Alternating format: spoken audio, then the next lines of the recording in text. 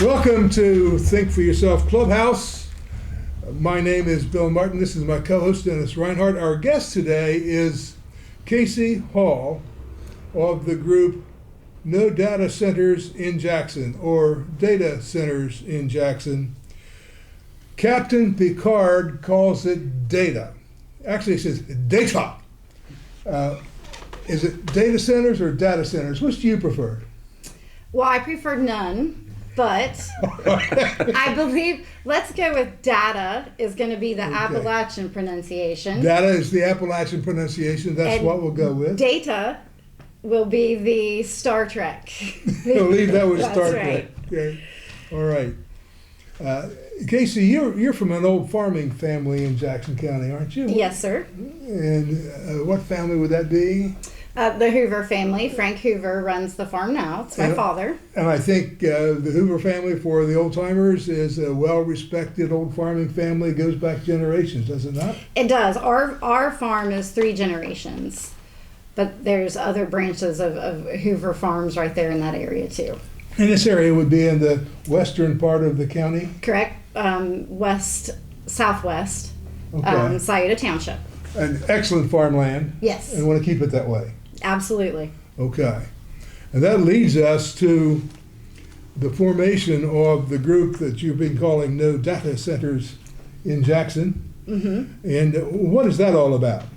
So No Data Centers in Jackson, Ohio is as simple as it says. We want to keep data centers out of our particular township for many various concerns. To be sure, that's Scioto Township. Yes, Scioto Township. County. Yes, sir.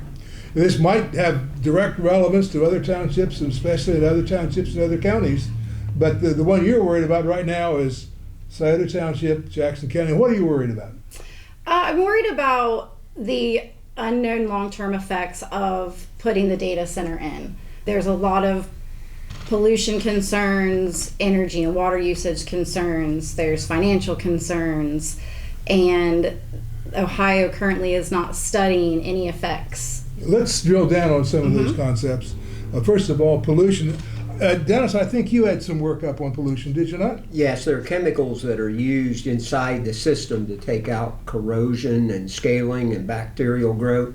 They're forever chemicals, which means that once they're in the water, they can't hardly be removed. In a traditional wastewater treatment. Is this in the cooling system? In the cooling system. Now, a data center is basically a great big-ass computer memory, isn't it?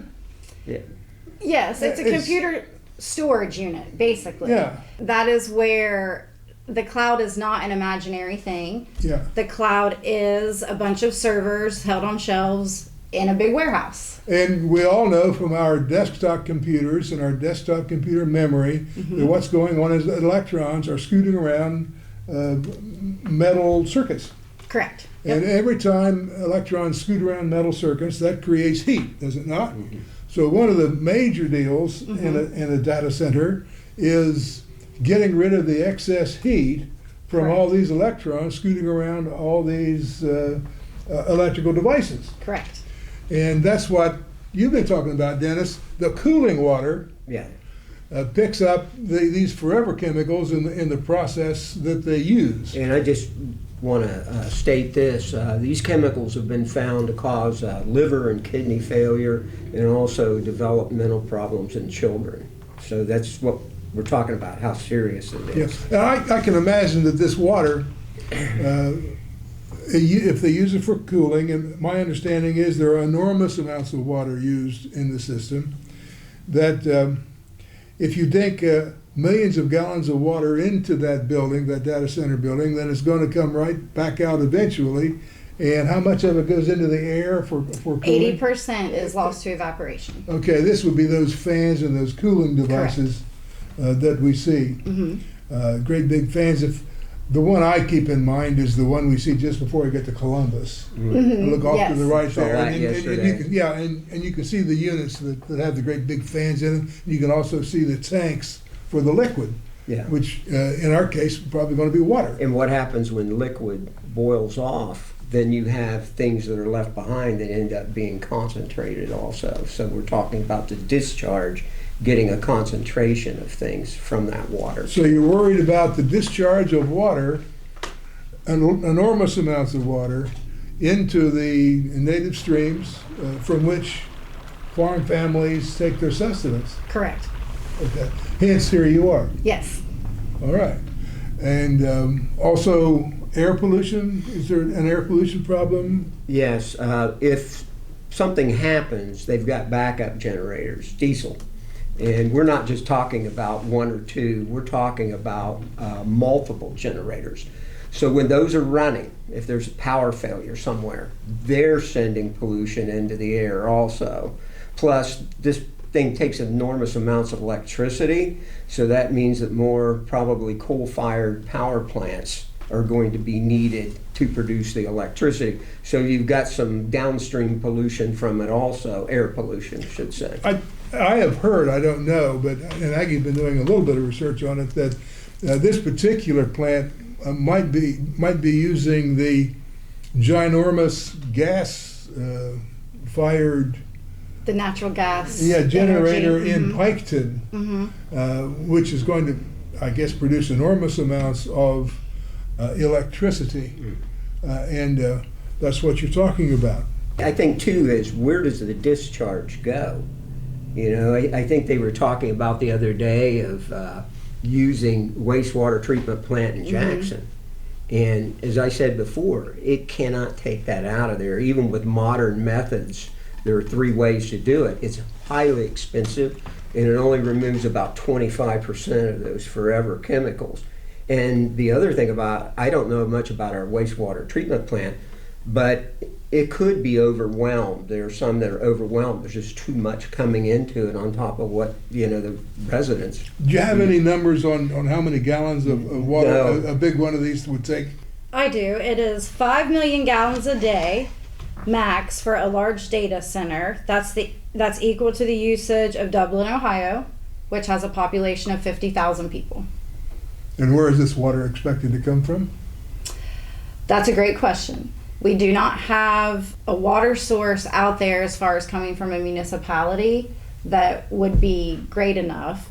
So they would be tapping into the aquifer that is underneath us, which has created a lot of problems already, as there's been a study that Columbus is sinking because of all the groundwater extraction that they're having. They're sinking at a level of 0.2 millimeters a year, but that they predict that will accelerate. Where do farms get their water supply? I know the surface water, some, and then I think there's county water in that area. We do have some county water out there. These are here in Ohio because we have rich aquifers underneath us. So Ohio, for the most part, is sitting on top of water. Yeah. The Taze River Valley is also located in this area, and that's an underwater river that is from ancient underwater river. So once they start drawing, 5 million gallons of water a day potentially, that's going to drain that aquifer at a very rapid rate. And affect any water wells that are in the area. It affects the water Do wells. the Amish depend upon wells a lot?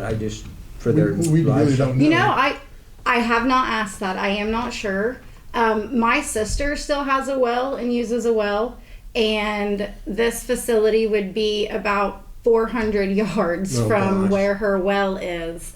But we have a lot of cattle that we have to water, and a lot of that comes from a stream that comes through. So we only have to use water certain times of the year for our livestock. That could change very drastically if this is put that close to us. Also, that aquifer helps our crops pull from that. So what happens when that's gone?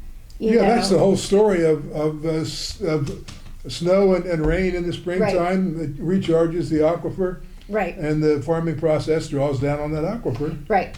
And that whole system is at risk of collapsing. So in the first place, the quantity of water taken is detrimental to you. Absolutely. And any effluents that are sent back into the surface water streams, any pollution that Right. you've been talking about can directly harm Correct. farming operations as well as human beings. What about noise? Well, the noise is definitely a concern. It is 24 hours a day, 7 days a week processing. They want 99.999% operation time. So it will be round the clock noise, and it averages around 63 decibels of sound. I just want to know how loud it is. Loud enough to hear for up to 2 miles away. That helps. Yeah, that's what I was going to ask. Okay, How far yeah. the distance. Yeah. And then another concern, especially for folks that live in the rural area, there is light pollution. It will be lit up similar to, like, if you've been by Lucasville Prison. So that will be what is on 24/7. So no more dark skies, no more watching the stars. You know, we will be keeping our blinds shut to keep out the light. Yeah. Now, we talked a little bit about the quantity of electricity it would use. I think you said it would take as much electricity as a medium-sized city like Dublin, Ohio. Of 50,000 people, correct. Yeah. And what would that, is there any effect on the electric rates here? Yeah, so the projection for families in Ohio is that their individual residential electric bill will raise $70 a month by 2028.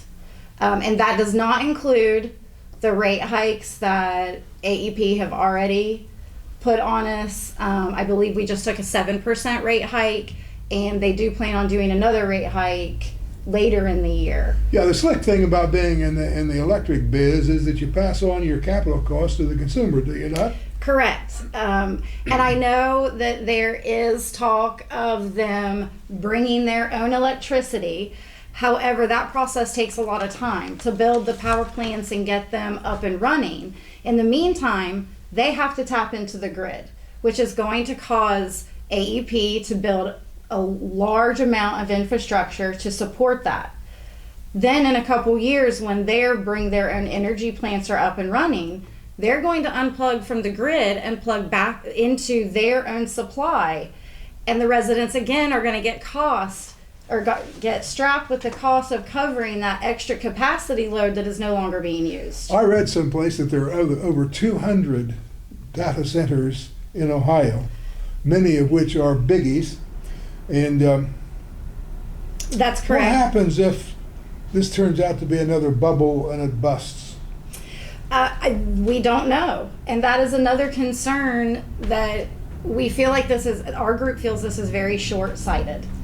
We're doing a lot of building, we're doing a lot of infrastructure build. We've done no studying of how this is going to impact the environment, the electric grid, our pocketbooks. So, you know, as far as the financial aspect and the energy grid, it's absolutely going to be passed on to us as consumers. What things are being done about it? In our prep, we talked a little bit about a petition for an amendment. Can you explain that for a few minutes? Yes, so our friends in Adams County have joined together, very similar to what our group has, and they have put together a constitution amendment that they're circulating a petition for right now. And what that does is limit the size of a data center that can be built in Ohio to 25 megawatt usage per month. What's the practical effect of that, Kasey? What they're wanting to do is mitigate the stress on the grid, lower the amount of water being used, and the best way that this group saw that was to cap the ultimate size of a data center. Well, is the data center expected to be here? Is that going to be larger than that? So right now they are looking for 500 to 1,100 acres to build on. They have not released who they are, how big they are. But if it's a big one, it's going to be bigger than that 25 megawatts. Yes. Megawatts. The one in Portsmouth that they just announced, the largest in the country, it's going to be, I believe, 3 gigawatts. So huge. 25 gigawatt, or I'm sorry, 25 megawatts, to make that comparable, would be about what a city of 5,000 uses in a month. All right. So what we're talking about here really is that the problems come with the scale of these things. The scale and the number. Yeah, scale and the number. You mentioned that there's already over 200 in Ohio. We are the fourth largest in the state for the amount of data centers that we have, and they expect to increase that by at least, there's several dozens more planned between now and 2028. What do you think the locals here in Scioto Township can do? So the way these things are set up, they want to be where there is plenty of electricity on the grid availability, which we have in Ohio. A lot of fresh water, we have that in Ohio. They pick rural areas because there's a less tax burden. Municipalities usually have multiple layers of taxes. The townships do not. And they also have no zoning in place. So there's nothing to legally build on to control how your area grows. So what we have decided to do is we're going to explore zoning. We're in the very early stages and we don't really know what that's going to look like at the end. But zoning is the floor that you have to have present to legally be able to protect yourself from any kind of company coming into your area that maybe you don't want. Now, a lot of people think of zoning as, well, you've got to have a 25-foot setback, or you've got to have a 50-foot this or a 75-foot. You're not talking about any of that, are you? Not at all. You're talking about zoning that regulates the use of the real property. Correct. And that's done all the time, regulating the use of real property. Residential use, commercial use, industrial use, no use of data centers greater than 25 megawatts, correct, for example. Correct. So you could theoretically, I would think, have a zone that does the same thing that this amendment would do. Yes, that would be an option. That's a possibility to explore. Yes. I think with our zoning, we don't want to be policing. That's our citizens. We don't want setbacks. We don't want to control your fence or where you grow your plants or trees. We do not want to interrupt what they have going on in their daily lives. We just feel that we would like to have a little bit of control about how our township grows and develops. We have to have zoning in place to be able to have a say in that. So I think that's a good concept of zoning. Local control of what goes on the real property. That's our goal. Yeah. We also are embracing the petition. So the Constitution Amendment petition, our group is leading the circulation for Jackson County. We will be out in the public. We'll be at every event that we can get to. We are holding petition signings. There's one this Friday in Manpower from noon to 5:30. So please come in if you need assistance with mobility. We can meet you at your car. And we will also be at the fish fry on Saturday. Well, we don't know when this podcast is going to be broadcast, but you'll be around. We'll be around, yes. You'll be around. Yes. Wherever there are people gathering, that's where you'll send your folk. We will be there, yes. With the petition signing. Yep. And it's basically put down, first of all, be a registered voter. Correct. Know what your address is as far as the Board of Elections says. Your address has to match what your has Board to of match Election. what your registration is, and also your name. Correct. Know how they have your name, but that all can be looked up on the spot. Yes, we will have resources there to find all that information out for you. So what would be helpful would be for registered voters to sign the petition. Yes. For your Adams County confreres. Yes. Okay. That pretty much exhausts the list of topics we could speak on this for hours, but we don't want to do that. Dennis, you have any closing remarks? Yeah. Appalachian Ohio is made up of our farms, productive farms, our pastures, the forests, the streams. They kind of define us, and they set us apart from the rest of the state. And people need to realize that could be altered in ways that aren't positive ways. And you got to think, what is worth giving up? Is this going to be worth it to us, or is it going to change the landscape and change then who we are that makes us different? And Appalachian Ohio is worth fighting for. Yes, yes it is. We think so too. Kasey, any concluding remarks? I would just encourage people to find out for themselves, if you've not looked into what is going on with these data centers being put in, please investigate a little bit, just gain a little bit of knowledge, and sign the petition for us and help the growth of Ohio be responsible.